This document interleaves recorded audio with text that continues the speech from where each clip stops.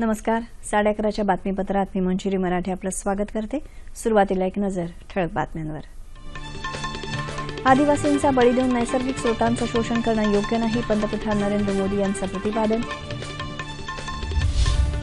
जम्मू काश्मीरच्या आरएसपुरा सेक्टरमध्ये पाकिस्तानकडून पुन्हा शस्त्रसंधीचं उल्लंघन, भारतीय सैन्याकडून पाकच्या 6 चौक्या उद्ध्वस्त.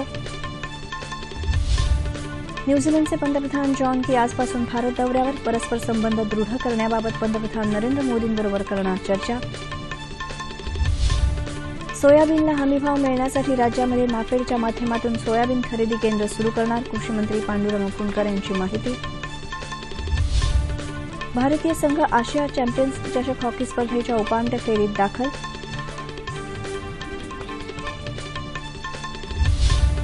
आणि भारत न्यूझीलंड दरम्यान आज चौथा एकदिवसीय क्रिकेट सामना रांचीमध्ये रंगणार, भारताला मालिका विजयाची संधी.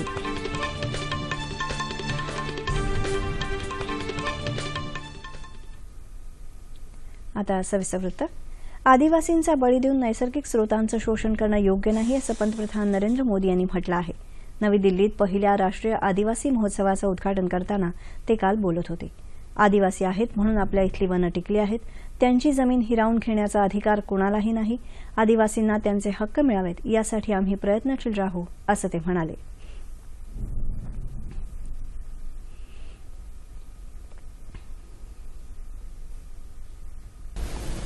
मैं अनुभव के साथ कहता हूं, अगर वनों को किसी ने बचाया है, जंगलों को किसी ने बचाया है, तो मेरे जनजातीय समुदायों ने बचाया है.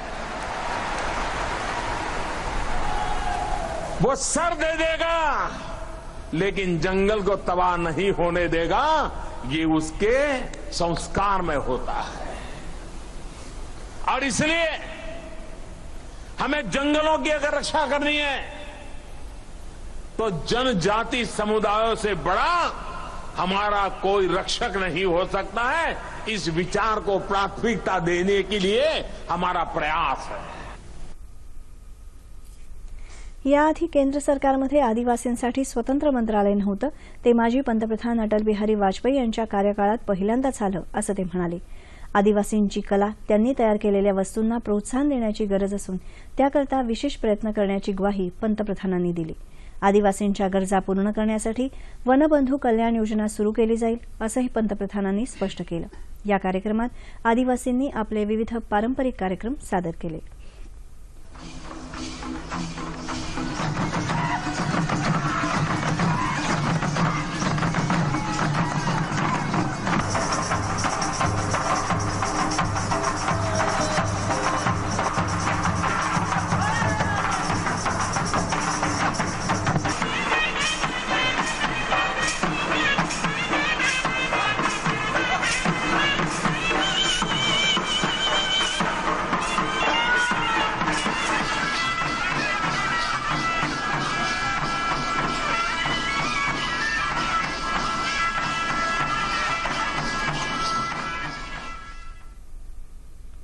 जम्मू काश्मीरच्या आरएसपुरा सेक्टरमध्ये पाकिस्ताननं पुन्हा एकदा शस्त्रसंधीचं उल्लंघन केलं आहे.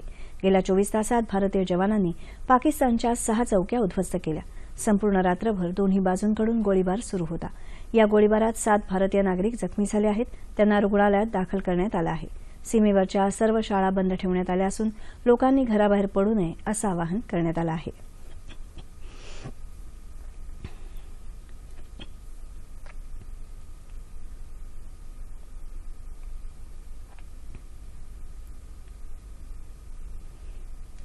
उरीमध्ये झालेल्या दहशतवादी हल्ल्यात लष्कर-ए-तय्यबाचा सहभाग असल्याचं स्पष्ट झालं आहे. पाकिस्तानात काही भागात लावलेल्या फलकांवर अशा आशयाची माहिती देण्यात आल्याचं आढळून आलं.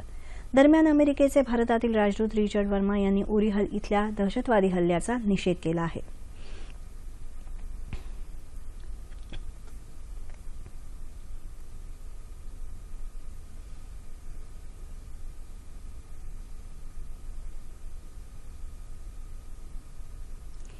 न्यूझीलंडचे पंतप्रधान जॉन की भारताच्या दौऱ्यावर आले आहेत. त्यांच्याबरोबर व्यापार आणि शिक्षण क्षेत्रातील उच्चस्तरीय शिष्टमंडळी आहे. आज सकाळी त्यांचं राष्ट्रपती भवनाच्या प्रांगणात पारंपरिक पद्धतीनं स्वागत करण्यात आलं.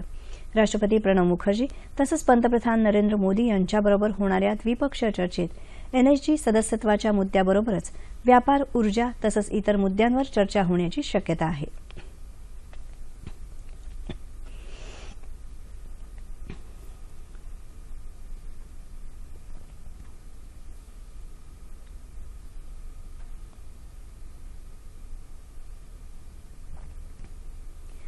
परीक्षा नसल्यामुळे विद्यार्थ्यांची शैक्षणिक गुणवत्ता ढासळत असल्याचं काही सर्वेक्षणानंतर समोर आलं आहे. त्यामुळे प्रत्येक इयत्तेत विद्यार्थ्यांच्या शैक्षणिक प्रगतीचा आढावा घेण्याच्या दृष्टीनं शिक्षण हक्क कायद्यात आवश्यक बदल केले जातील अशी माहिती केंद्रीय मनुष्यबळ विकास मंत्री प्रकाश जावडेकर यांनी दिली.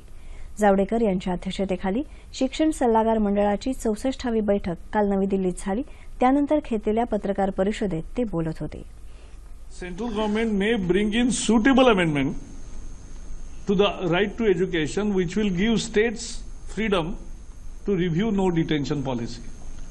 तो हम नो डिटेंशन के बारे में निर्णय करने का अधिकार राज्यों को देने की सिफारिश आज की बैठक ने केंद्र सरकार को की है. देशाच्या काही भागात बर्ड फ्लूचा फैलाव झाल्यामुळे केंद्रीय आरोग्य सचिव सी.के. मिश्रा यांनी सर्व राज्य तसंच केंद्रशासित प्रदेशांना सुरक्षिततेचा इशारा दिला आहे. एका पत्राद्वारे त्यांनी या रोगाचा फैलाव रोखण्यासाठी प्रतिबंधात्मक उपाय योजायला सांगितलं आहे. मृत किंवा आजारी पक्ष्यांना हाताळताना योग्य ती खबरदारी घेणं तसंच संपर्क झाल्यास तात्काळ औषधोपचार सुरू करण्याची सूचना त्यांनी केली आहे. दिल्ली, मध्य प्रदेश, ग्वाल्हेर आणि केरळमध्ये अलापुझा इथं पक्ष्यांना AH5N8 विषाणूची लागण झाल्याचं आढळून आलं. जागतिक आरोग्य संघटनेच्या म्हणण्यानुसार मांजरांना या विषाणूंपासून कमी धोका असतो.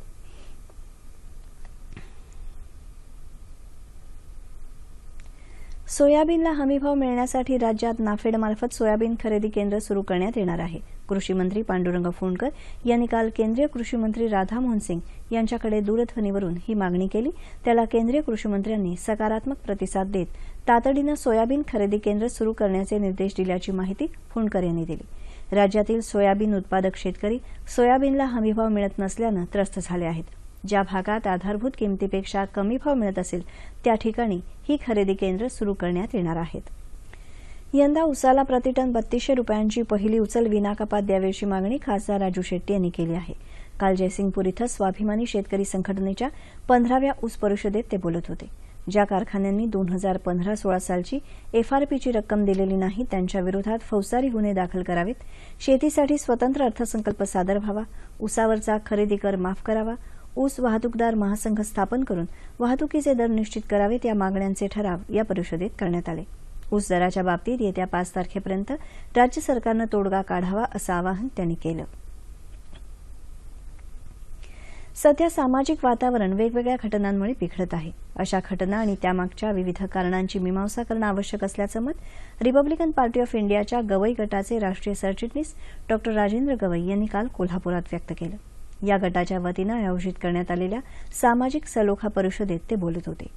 धर्माच्या झेंड्याआड दडून विघातक कृत्य करणाऱ्यांना शिक्षा व्हायला हवीच, पण त्यासाठी सामान्य जनतेनं कायदा हातात घेऊ नये असं आवाहन गवई यांनी यावेळी केलं.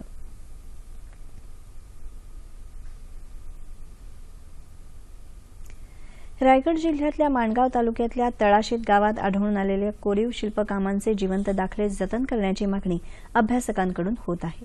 रायगड जिल्ह्यात इतिहास संशोधन करणाऱ्या कोकण इतिहास परिषदेनं सांगितल्यानुसार तळाशीत गावातल्या एका मंदिराच्या मुख्य दरवाजावर जुन्या दगडी मूर्ती बसवल्या असून त्याचाच आधार घेत बौद्ध मंदिराजवळच पुरातन हिंदू वस्तीचे अवशेष असल्याचं लक्षात आलं.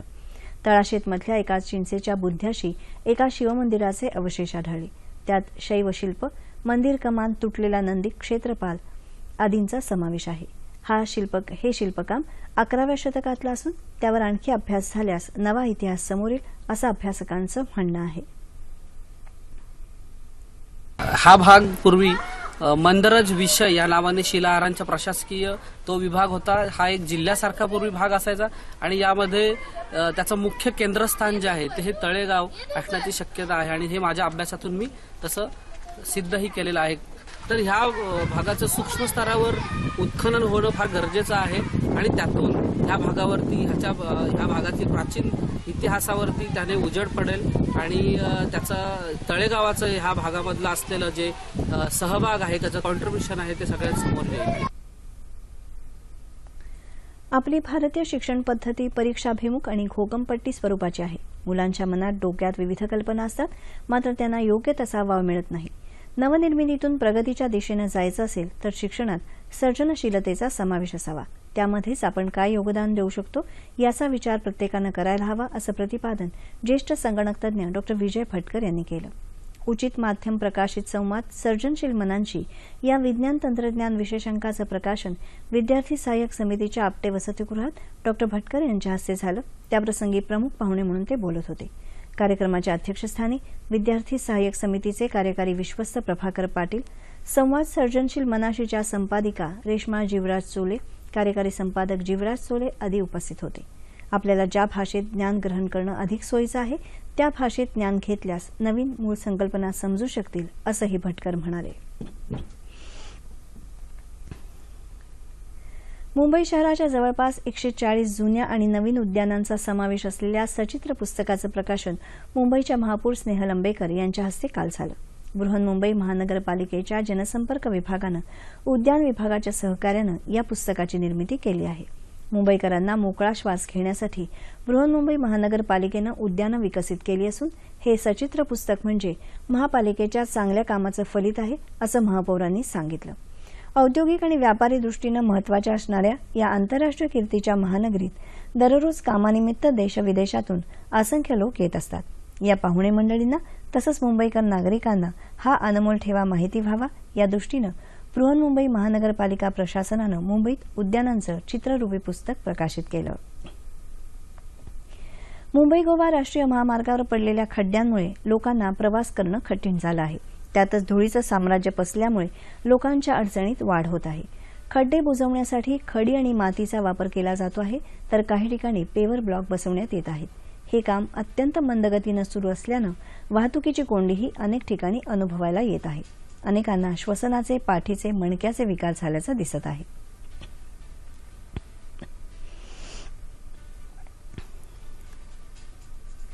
सुप्रसिद्ध चित्रकार प्रमोद पेंडसे यांच्या चित्रांचं प्रदर्शन मुंबईत वरळीच्या नेहरू सेंटर आर्ट गॅलरीत भरवण्यात आलं आहे.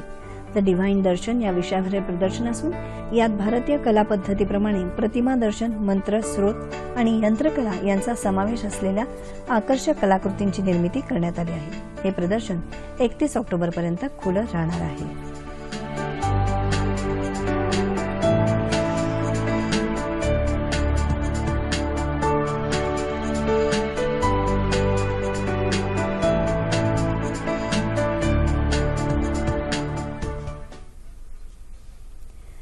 पुढील बातम्यांकडे वळण्यापूर्वी सह्याद्री वाहिनीच्या वृत्त विभागासाठी स्ट्रिंगर्सची नियुक्ती करण्याबाबतची माहिती जाणून घेऊया.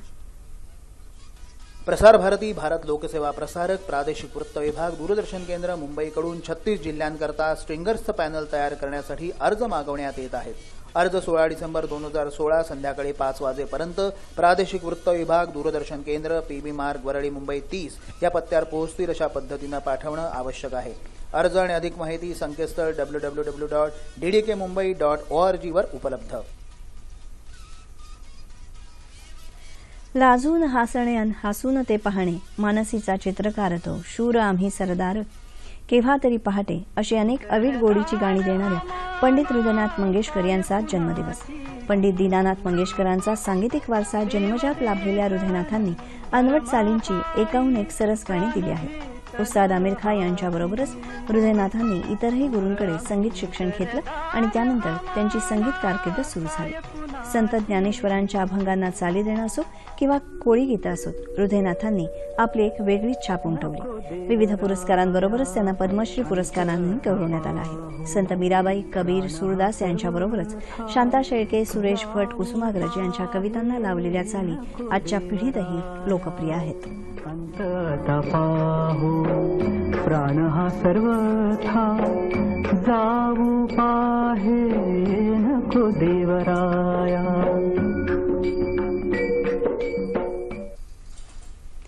भारत न्यूझीलंड यांच्यातील चौथा एकदिवसीय क्रिकेट सामना आज रांची इथं होणार आहे. 2-1 गुणांनी आघाडीवर असलेला भारतीय संघ आजचा सामना जिंकून मालिकेत विजयी आघाडी मिळवण्यासाठी प्रयत्नशील राहील. आपल्या मायभूमीत होणाऱ्या आजच्या सामन्यात कर्णधार महेंद्रसिंग धोनी चौकार षटकारांची आतषबाजी करून चाहत्यांना दिवाळीची भेट देईल. न्यूझीलंड विरुद्धच्या 5 एकदिवसीय सामन्यांच्या मालिकेतला आजचा चौथा आणि पुढील 5वाही सामना जिंकल्यास भारताला एकदिवसीय क्रमवारीतही अव्वल स्थान गाठण्याची संधी आहे.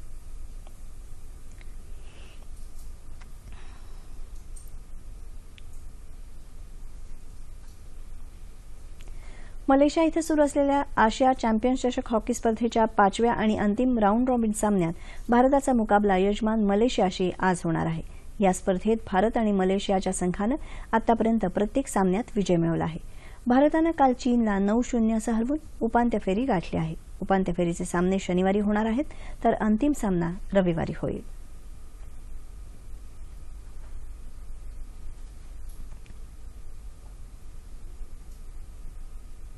हवामान. येत्या 24 तासात गोव्यासह राज्यभरात सगळीकडे हवामान कोरडं राहील असा अंदाज वेधशाळेनं व्यक्त केला आहे.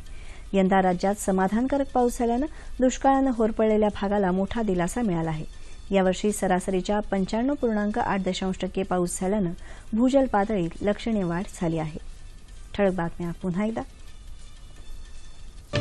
आदिवासींचा बळी देऊन नैसर्गिक स्रोतांचं शोषण करणं योग्य नाही, पंतप्रधान नरेंद्र मोदी यांचं प्रतिपादन. जम्मू काश्मीरच्या आरएसपुरा सेक्टरमध्ये पाकिस्तानकडून पुन्हा शस्त्रसंधीचं उल्लंघन, भारतीय सैन्याकडून पाकच्या 6 चौक्या उद्ध्वस्त. न्यूझीलंडचे पंतप्रधान जॉन की आजपासून भारत दौऱ्यावर, परस्पर संबंध दृढ करण्याबाबत पंतप्रधान नरेंद्र मोदींबरोबर करणार चर्चा. सोयाबीनला हमीभाव मिळण्यासाठी राज्यांमध्ये नाफेडच्या माध्यमातून सोयाबीन खरेदी केंद्र सुरू करणार, कृषीमंत्री पांडुरंग फुंडकर यांची माहिती. भारतीय संघ आशिया चॅम्पियन्स चषक हॉकी स्पर्धेच्या उपांत्य फेरीत दाखल.